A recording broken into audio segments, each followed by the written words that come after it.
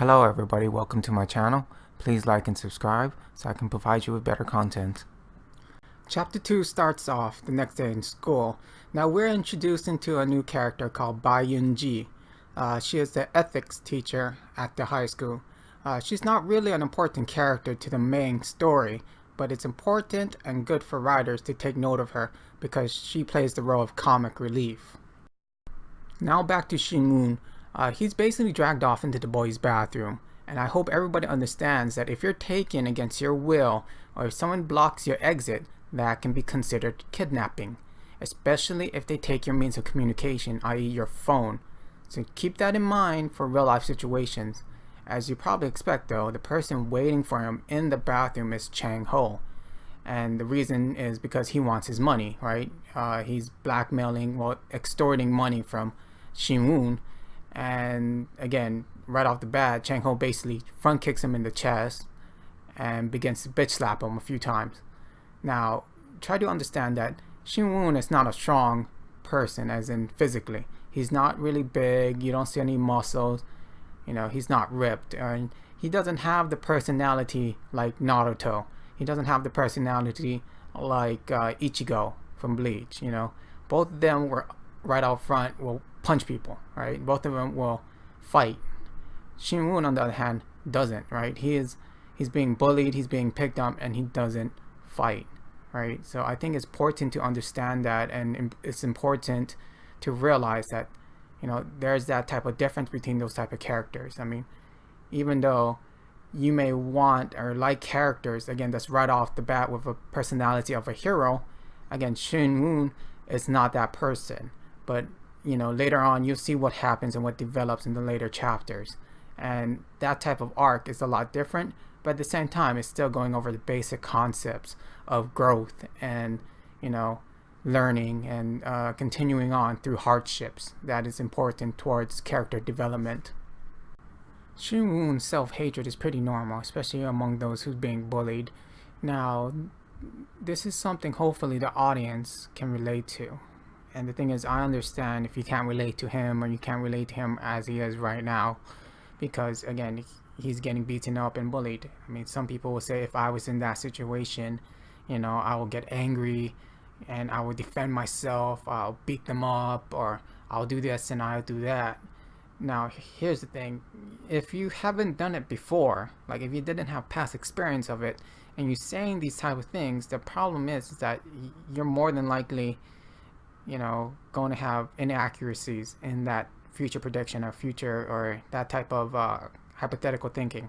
And the reason is because the state you're in right now as a person, your emotions, your biology is going to be a lot different from that state if you're in it. So let's take a look at graduating, right? If you ask a class, let's say a high school class or a college class, when you think of graduation, what emotions would you feel? Like a good large percentage of them will say happy, joyous, whatever, but the actual reality of that event, a good portion of it will underestimate sadness. Now again, the sadness is because you're missing friends, you're missing whatever, you're missing or going away from your family or whatever soon. The reason for that is because one, there could be a time gap between the events.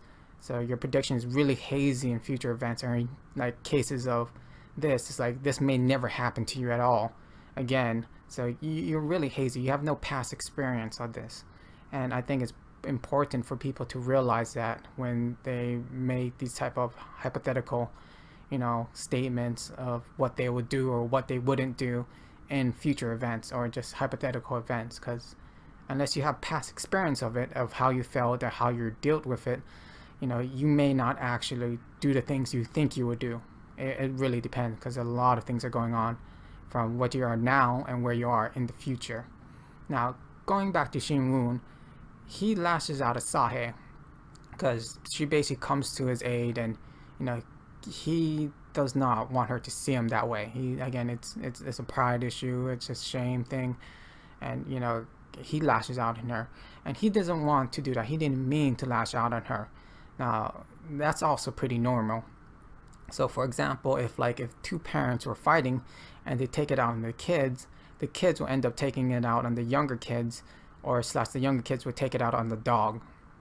That's actually something you can see in power dynamics in families.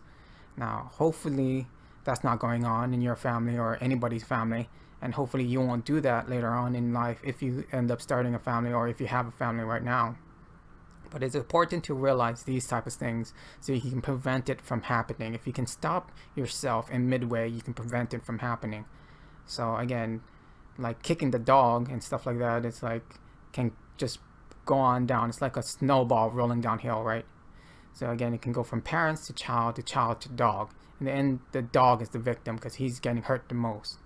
So I wish people will understand these type of things. And again, with Sahe and Shiwoon, they're friends. And again, Shiwoon likes her, and he just got beaten up, basically, and he's crying. And again, nobody wants to show that part of themselves. Nobody wants to really show how, pathetic or weak they are. We cut to a scene where Cheon-woo is getting it on the roof with the other teacher. Now, Shin-woo basically barges in and walks to the edge. He is contemplating suicide while Cheon-woo loses his chance for sex. As Shin-woo starts to jump off, he is then jump kicked by Cheon-woo, telling him to die.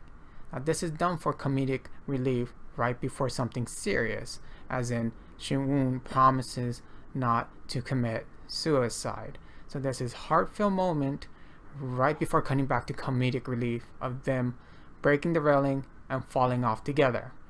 Now, Cheon-woo saving Shin-woo shows the type of skill he has, because he uses the force of him punching the railing to change directions, thereby able to jump off the wall of the building and land on the car safely. So again, it's the vice principal car, so it goes back to comedic relief. But I think it's important to show the audience that that's the type of power he has. If you like this video, please click on the other links so you can see more of my content. Thank you and have a nice day.